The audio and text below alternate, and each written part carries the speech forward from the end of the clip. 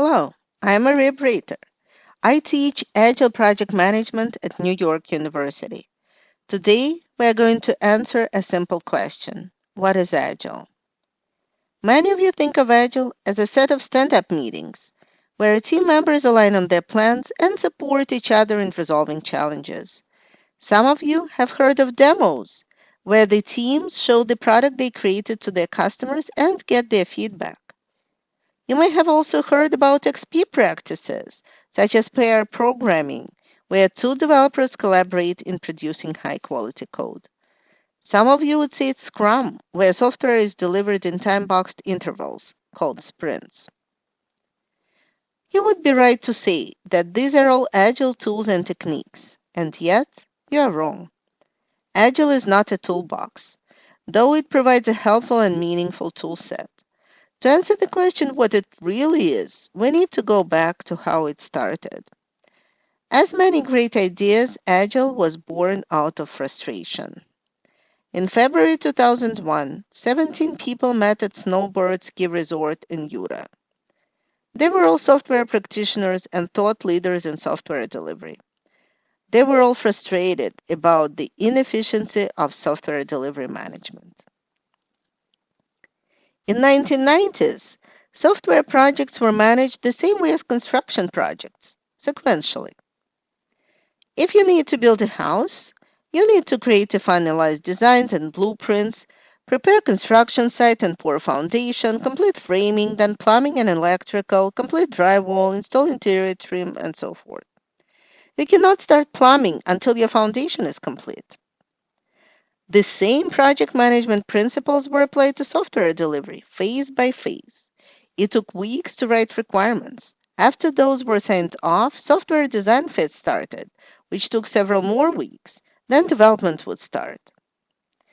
It would go on for a few months, followed by testing. During testing, bugs were found, which would require a significant amount of rework by developers, and sometimes even redesign to happen. When testing was completed, users would get engaged in user acceptance testing, and frequently they would say, "This is not what we envisioned," or "This is what we wanted a year ago when we started this project. It is no longer valid." And the whole work would have to start from scratch or just get canceled. People in Utah challenged the most fundamental in this traditional so-called waterfall delivery method. Their reasoning was that in software delivery, it would take only hours, if not minutes, to alter code. And if the user would be able to review the result right away, the amount of rework would significantly decrease. Software delivery is not construction by the nature of knowledge work being done. Why would then the same rules apply to software delivery? Average project was measured in years. In aerospace and defense, it could be 20 or more years before a complex system went into actual use. In an extreme but by no means unusual example, the Space Shuttle program, which operationally launched in 1982, used information and processing technologies from the 1960s. This group of practitioners did not challenge tools or techniques. They came together to solve a fundamental problem, which had a root cause in obsolete thinking. To do so, they suggested a new set of values and principles, which they called the Agile Manifesto. It consisted of 4 values and 12 principles. They spoke about valuing individuals and interactions over processes and tools, valuing working software over comprehensive documentation. Why would negotiation over hundreds of pages of requirement specification take 30 to 50% of project delivery time? If it would take just hours to build this feature, show it to the customer, and receive direct feedback? Why would it take weeks to approve project plans, which became obsolete the moment a new requirement came in, which happened in 80 to 93% of all software projects? As intuitive as it seems now, this was a major breakthrough in thinking about software delivery. Agile Manifesto did not come from nowhere. One of the major sources of Agile is lean thinking. Although there are instances of rigorous process thinking all the way back to the Arsenal in Venice in 1450s, The first person to integrate an entire production process was Henry Ford. In 1913, he created what he called flow production. He focused on the end to end process to assemble the components going into the vehicle within a few minutes, focusing on a single car delivery.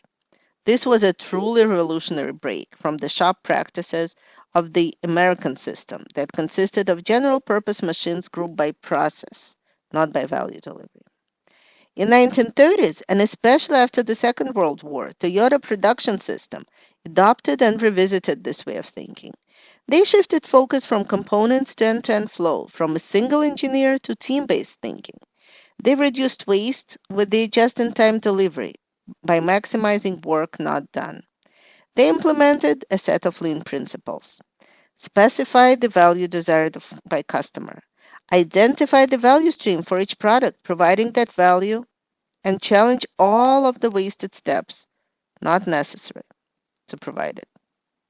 Made the product flow continuously through the remaining value added steps and manage towards perfection. For those who've read Agile Manifesto, don't those sound familiar? While major and highly visible projects often use the strict waterfall method, alternatives were already lurking in the background. The 17 signatories of the Agile Manifesto have been already experimenting with different frameworks that are now united under the Agile umbrella. Jeff Sutherland and Ken Schwaber conceived the Scrum process in the early 1990s. The Scrum term came from rugby and referred to a team working toward a common goal.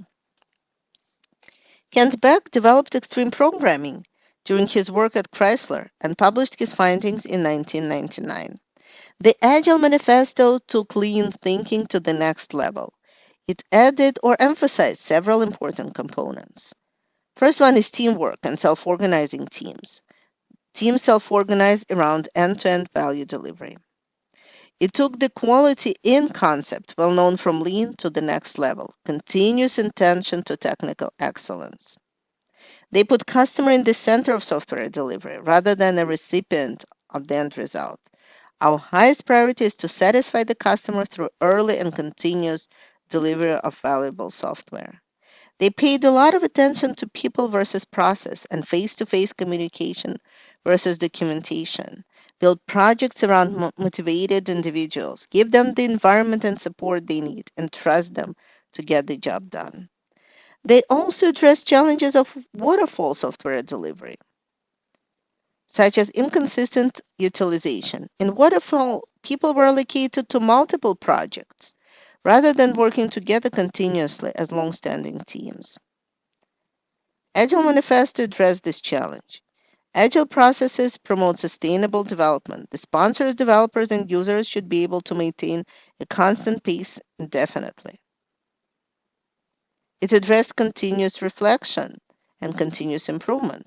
At regular intervals, the team reflects on how to become more effective, then tunes and adjusts its behavior accordingly.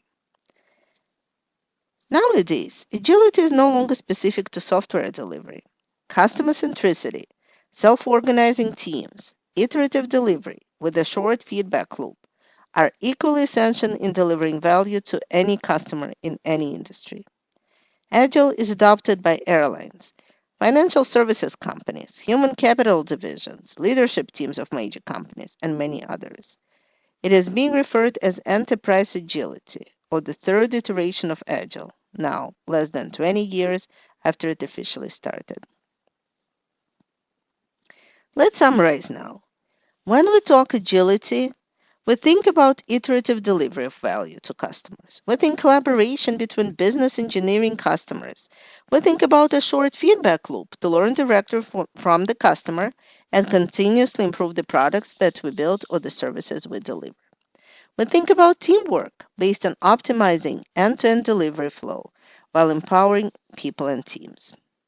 So coming back to the question about agility, Agile is not a toolbox, nor a specific framework such as Scrum or XP. It's a different mindset. Many organizations attempted Agile and failed because they were doing Agile rather than being Agile. If any organization, big or small, wants to transform into an Agile organization, The secret of this success is do not try to break your agile transformation into tools and techniques. Adopt a new mindset because this is what agile actually is.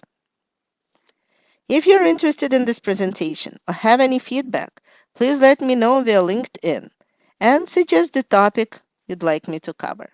Thank you for listening.